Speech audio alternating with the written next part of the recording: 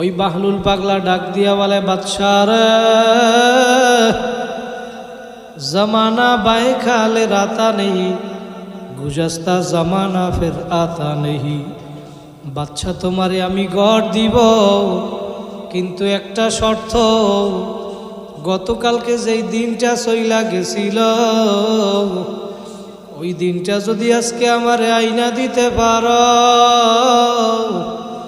তোমারে একটা নয় শত শত ঘর আমি দিয়ে দিব। ও আমার হাজারিবাগের বউবাজারের আমার যুবক ভাইরা, আমার মুরব্বী বাবারা, পর্দার আড়ালের মা বোনেরা, যাদের মাইকের আওয়াজ যাদের কানে যায়, একটু দিলের কান লাগাইয়া শোনো।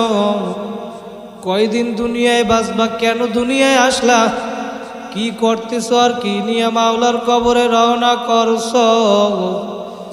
তোমার আমার কোন দিন কোথায় কার মরণের ডাক আসবে তুমিও জানো না, আমিও কিন্তু জানি না। এই জন্য একটু আসন দিয়া বসো, মাথাটা নত কইরা দাও, দিলটাকে আমার মাওলার সঙ্গে লাগাইয়া দাও, আর মনে মনে ভাবো, এই ঢাকা শহর থেকে দৈনিক শত শত লাশ গ্রামের বাড়ি নিয়ে যায়, একবার যে চলিয়া যায় আর কোনো দিন আসবে না। কথা বলেন ঠিক কিনা? মহিলাদেরকে 5টা সাদা কাপড়ের প্যাকেট বানাইয়া, পুরুষদেরকে 3টা সাদা কাপড়ের প্যাকেট বানাইয়া ওই গ্রামের বাড়ি কবরে নিয়ে ফালাইয়া রাখবে। বাবা, এখন তুমি আসন দিয়া বইসা চোখ দুইটা বন্ধ কইরা একটু তাকাইয়া দেখো, আল্লাহু আকবার। তোমার ইন্তেকালের পর কবি বলছে, রুহু তনসে উরগাই, মুর্দা কি হালাত কিয়া হুই।